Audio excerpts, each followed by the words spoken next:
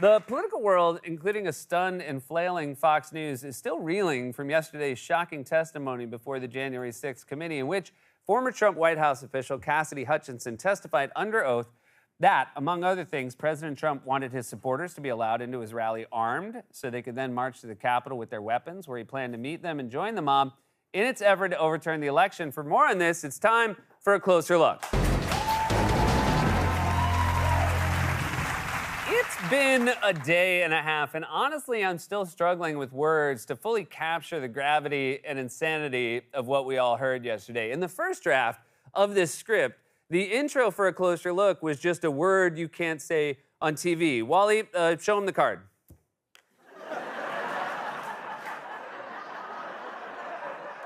I think the moment that best captures just how stunned everyone was yesterday was this clip from Fox News daytime anchors shortly after the hearing ended. The anchors tried to summarize what had just happened, and then when they were done, they just sort of sat there in awkward silence, figuring out whose turn it was to talk. This testimony was very compelling from beginning to end. She obviously had access to all of the players. What was so compelling, I think, is how it was laid out. We always point out that there's not a pushback, and it would have been great to hear Jim Jordan or some congressman say some other angle to this, but the testimony in and of itself is really, really powerful. Sandra, are you still here? Indeed, yes, I am here. Oof. That's like when you get in the car with your parents after they took you to a movie that had way more nudity than they were expecting. Well, when I heard it was called Showgirls, I did expect it would be a musical. I also like how they all act like the question was for the other person. John, why don't you go ahead? I'm sorry, are you talking to me, John, or the cameraman, John? Sandra, do you want to take this one? Oh, sorry, I couldn't hear you. Why don't you go ahead, Brett? No, ladies first. The hearing was so powerful and the revelations were so searing that even the opinion people on Fox seemed knocked off their game. They couldn't settle on a coherent narrative the way they usually do. They just cycled through a bunch of different lines, from screaming about media bias to claiming everyone knows Trump gets angry to dismissing Hutchinson as a low-level staffer who supposedly had ulterior motives. I spoke with some former White House staffers, 3 or 4 of them, in the afternoon, and they knew her well, and not one person had anything good to say about her performance today. I would take their word over any word of this junior staffer who is completely, I believe, lying to the January 6th committee for her own self-gain. She wanted to work for Donald Trump outside the White House when he wasn't president at Mar-a-Lago. I'm not sure that any of this is wholly out of character with the Donald Trump and the President Trump that people came to know over the years. This committee's come up with nothing, despite the fact it's all one way. She's an extremely junior low-level aide. I don't think I ever had a conversation with her. Now, avoiding conversations with Stephen Miller is not proof that you're a low-level aide. It's proof that you're a human being afraid of being eaten Hannibal Lecter style. Now, of course, I don't believe he's actually human. I think he's an enchanted doll from a horror movie that came to life when a witch cast a spell during a lightning storm. Hey, speaking of that, has anyone seen my little Stephen Miller doll? I swore I left him on that chair. Oh, no. What are those footsteps? Oh, God, no. Little Stephen, no!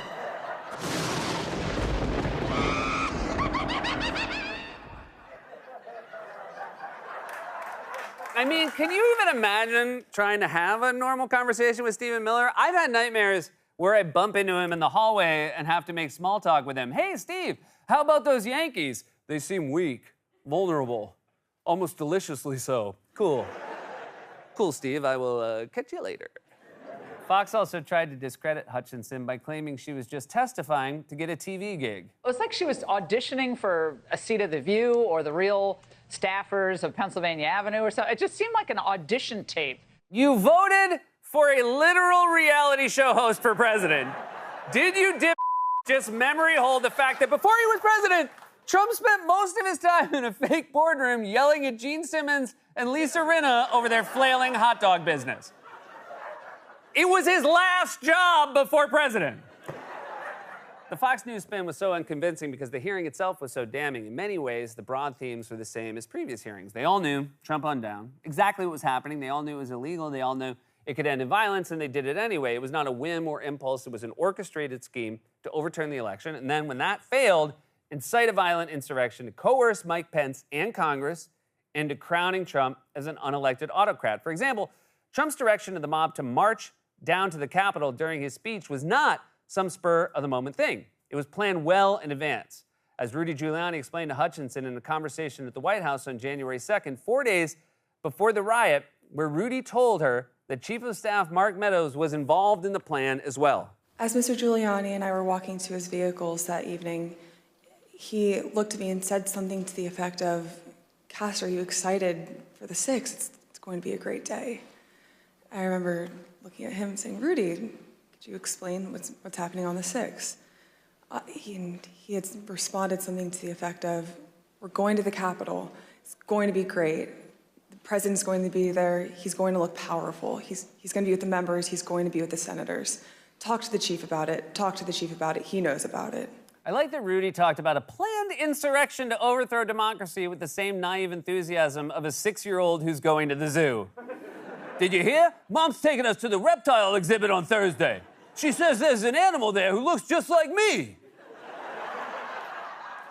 And yeah, I know we use that picture a lot, but so does he. We got it off his passport. Of course, with Rudy, it's hard to take anything he says at face value, given that he could easily be confused. He seems like the kind of guy who could be telling you a crazy story and then halfway through stop and say, "Wait, no, I dreamed that. That's right, I can't fly." So the plan all along was to have Trump join the mob down at the Capitol, which, suffice it to say, would have been horrifying and impossible to contain. And Trump's cronies, including Mark Meadows, knew that things could get ugly, to say the least, and Meadows in particular didn't really seem to care. After Mr. Giuliani had left the campus that evening, I went back up to our office, and I found Mr. Meadows in his office on the couch. He was scrolling through his phone. I remember leaning against the doorway and saying, "I just had an interesting conversation with Rudy, Mark. Sounds like we're going to go to the Capitol." He didn't look up from his phone and said something to the effect of, "There's a lot going on, Cass, but I don't know. Things might get real bad on January 6th. He reacted to plans for a violent coup like an exhausted dad who has just told his kids are playing with a bobcat they found in the woods. "Oh, they're fine. There's 3 of them. I'm sure they can handle a cat." "Kids, you okay out there?"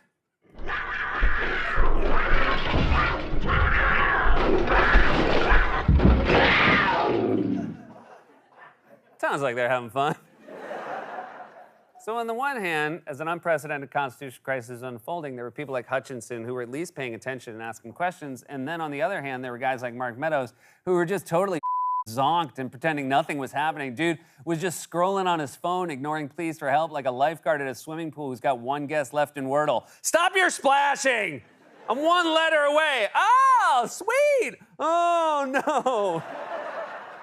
So Trump's plan was to go to the Capitol and lead the mob. And Trump also knew his supporters had weapons. In fact, when Trump found out his supporters were being denied access to his rally because they had weapons, they couldn't bring through the metal detectors known as magnetometers or mags. As you hear him say in this clip, Trump said security should let them keep the weapons so they could then march to the Capitol with those weapons after his speech was over. I was in the vicinity of a conversation where I overheard the president say something to the effect of, I don't effing care that they have weapons. They're not here to hurt me. Take the effing mags away. Let my people in. They can march to the Capitol from here." And just to be clear, so he was told again in that conversation, or was he told again in that conversation that people couldn't come through the mags because they had weapons? Correct. And that people, and his response was to say they can march to the Capitol from the ellipse. Something to the effect of, "Take the effing mags away. They're not here to hurt me. Let them in. Let my people in. They can march to the Capitol after the rally's over. They can march from the ellipse. Take the effing mags away. Then they can march to the Capitol." I mean, holy it's been a day and a half since I heard that, and I still can't wrap my head around it. The president was told his supporters were armed and said, "Let them in anyway," they can march to the Capitol with their weapons, where their goal will be to overturn the presidential election and install him as an unelected autocrat. You know what? Can we, let's get that card back up, Wally. You know, it occurs to me that that card will be blurred out for the viewers at home. So just so they know, it says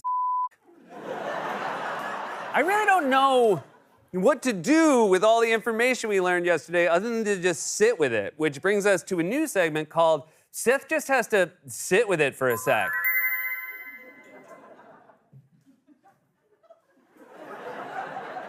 I mean, goddamn.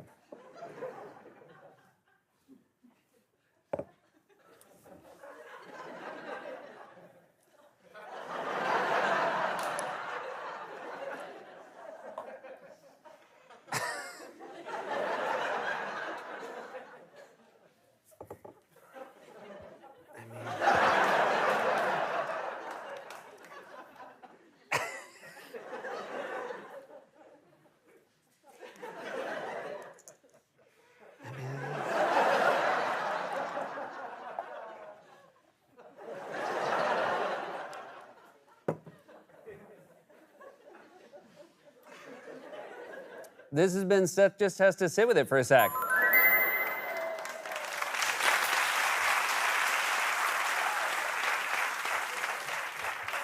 And Trump was apparently furious when he found out he couldn't go to the Capitol. In fact, Hutchinson testified that he actually tried to commandeer his own vehicle. Now, since her testimony yesterday, two of the people involved, Trump allies Bobby Engel and Tony Ornato, whose names you'll hear often in the clip, have contested aspects of the story through anonymous intermediaries in the press, although I'm personally skeptical of their denials, since, for one thing, they weren't the ones under oath. She was. And also, according to a Washington Post reporter who has covered the Secret Service extensively, Engel and Ornato were apparently known as enablers and yes men of the president, very much people who wanted to do what he wanted and see him pleased. So, both of those individuals lose a little credibility because of how closely they've been seen as aligned to Donald Trump.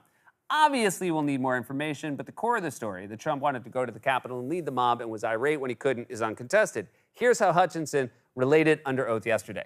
Tony described him as being irate. The president said something to the effect of, "I'm the effing president, take me up to the Capitol now." To which Bobby responded, "Sir, we have to go back to the West Wing." The president reached up towards the front of the vehicle to grab at the steering wheel. Mr. Engel grabbed his arm, said, "Sir, you need to take your hand off the steering wheel. We're going back to the West Wing. We're not going to the Capitol." Mr. Trump then used his free hand to lunge towards Bobby Engel. And when Mr. Ornato had recounted this story to me, he had motioned towards his clavicles. My favorite part of this story is imagining what would have happened if Trump had actually succeeded and gotten his hands on the wheel. I mean, can you imagine him driving a car? I mean, we've seen him drive a golf cart, but could he handle a steering wheel that doesn't come with a tiny pencil holder? I mean, remember the one time he sat in the driver's seat of a truck and handled the wheel like a fifth grader in a bumper car?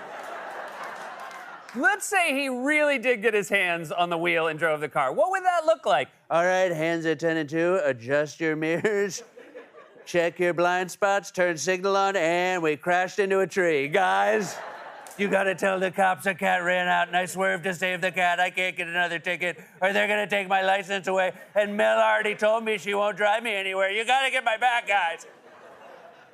We've said this a lot over the entirety of Trump's political career, but this hearing really was shocking, and I genuinely did not think I had the capacity to be shocked anymore. Even Fox News seemed dazed and paralyzed by how devastating it was. The president and his team orchestrated a violent coup, and at every step of the way, they were aware of what they were doing, that it was illegal and that it could lead to violence. Trump wanted to lead an armed mob to overturn the election. At this point, we don't need any more evidence. We need the Justice Department to act on it. In the meantime, we're all just waiting around like this.